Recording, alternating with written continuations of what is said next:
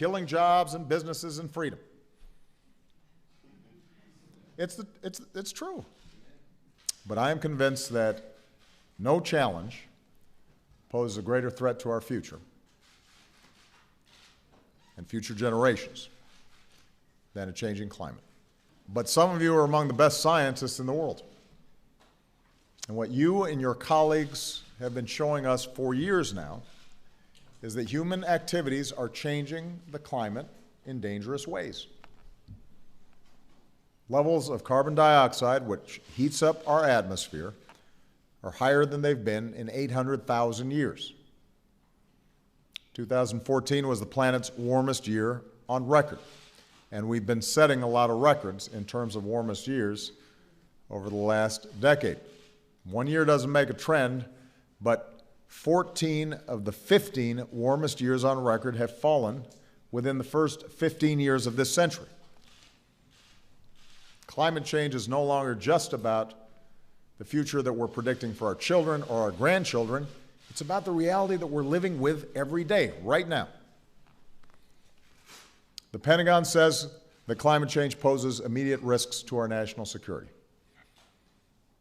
While we can't say any single weather event is entirely caused by climate change, we've seen stronger storms, deeper droughts, longer wildfire seasons.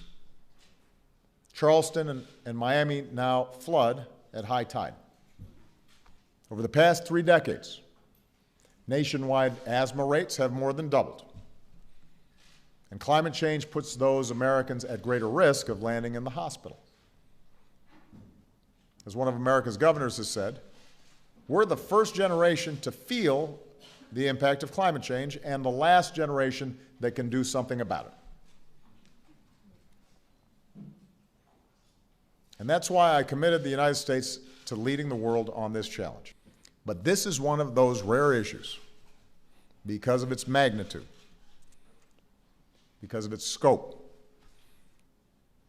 that if we don't get it right, we may not be able to reverse. And we may not be able to adapt sufficiently. There is such a thing as being too late when it comes to climate change. But I am here to say that if we want to protect our economy and our security and our children's health, we're going to have to do more. The science tells us we have to do more. I'll also be the first American president to visit the Alaskan Arctic, where our fellow Americans have already seen their communities devastated by melting ice and rising oceans, the impact on marine life. We're going to talk about what the world needs to do together to prevent the worst impacts of climate change before it's too late. And today we're here to announce America's Clean Power Plan, a plan 2 years in the making, and the single most important step America has ever taken in the fight against global climate change. Right now, our power plants are the source of about 1/3 of America's carbon pollution. That's more pollution than our cars, our airplanes, and our homes generate combined. That pollution contributes to climate change, which degrades the air our kids breathe. But there have never been federal limits on the amount of carbon that power plants can dump into the air. Think about that. We limit the amount of toxic chemicals like mercury and sulfur and arsenic in our air or our water, and we're better off for it. But existing power plants can still dump unlimited amounts of harmful carbon pollution into the air. For the sake of our kids and the health and safety of all Americans, that has to change. For the sake of the planet, that has to change. So 2 years ago, I directed GINA and the Environmental Protection Agency to take on this challenge. And today, after working with states and cities and power companies, the EPA is setting the first ever nationwide standards to end the limitless dumping of carbon pollution from power plants. Here's how it works. Over the next few years, each state will have the chance to put together its own plan for reducing emissions, because every state has a different energy mix. Some generate more of their power from renewables, some from natural gas or nuclear or coal. And this plan reflects the fact that not everybody's starting in the same place. So we're giving states the time and the flexibility they need to cut pollution in a way that works for them. And we'll reward the states that take action sooner instead of later. Nearly a dozen states have already set up their own market-based programs to reduce carbon pollution.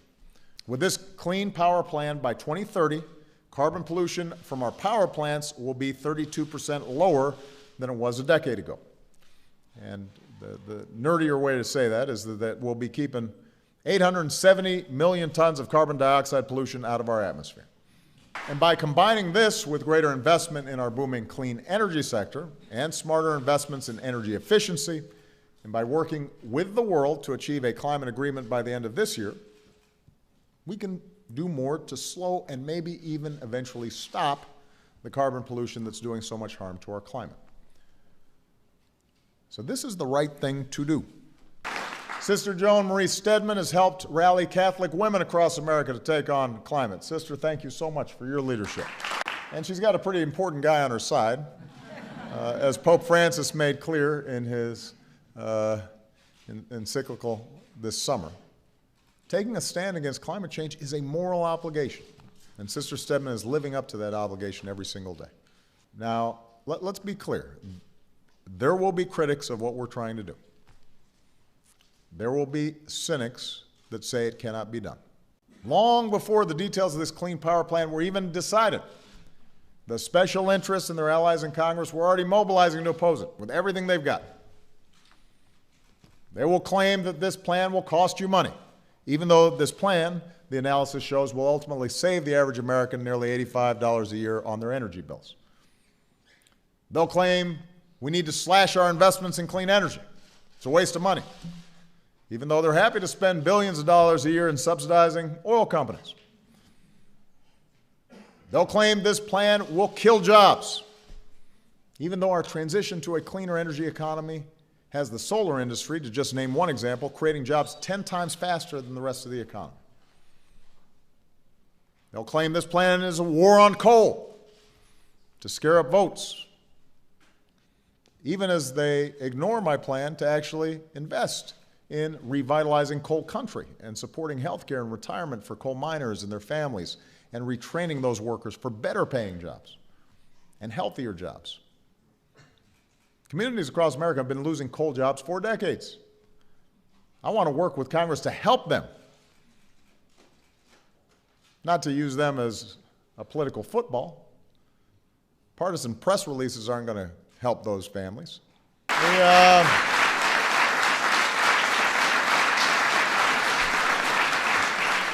We've heard these same stale arguments before. Killing jobs and businesses and freedom. It's true. Folks who are older than me can remember, the Cuyahoga River burning because of pollution. But at the time, the same characters who are going to be criticizing this plan were saying this is going to kill jobs. This is going to destroy businesses. This is going to hurt low-income people. It's going to be wildly expensive. And each time they were wrong. And because we pushed through, despite those scaremongering tactics, you can actually run in Los Angeles without choking. And folks can actually take a boat out on that river. And those forests are there. So we got to learn lessons. We got to know our history. The kinds of criticisms that you're going to hear are simply excuses for inaction. If we don't do it, nobody will. Now, I don't want to fool you here. This is going to be hard, dealing with climate change in its entirety. It's challenging. No single action, no single country will change the warming of the planet on its own. But today, with America leading the way, countries representing 70% of the carbon pollution from the world's energy sector have announced plans to cut their greenhouse gas emissions. In December, with America leading the way, we have a chance to put in place one of the most ambitious international climate agreements in human history. And it's easy to be cynical and to say climate change is the kind of challenge that's just too big for humanity to solve. I am absolutely convinced that's wrong. We can solve this thing, but we have to get going. It's exactly the kind of challenge that's big enough to remind us that we're all in this together. And we're the first generation to feel the impact of climate change. We're the last generation that can do something about it. We only get one home. We only get one planet. There's no plan B. I don't want my grandkids not to be able to swim in Hawaii or not to be able to climb a mountain and see a glacier because we didn't do something about it. I don't want millions of people's lives disrupted and this world more dangerous because we didn't do something about it. That'd be shameful of us. This is our moment to get this right and leave something better for our kids. Let's make most of that opportunity.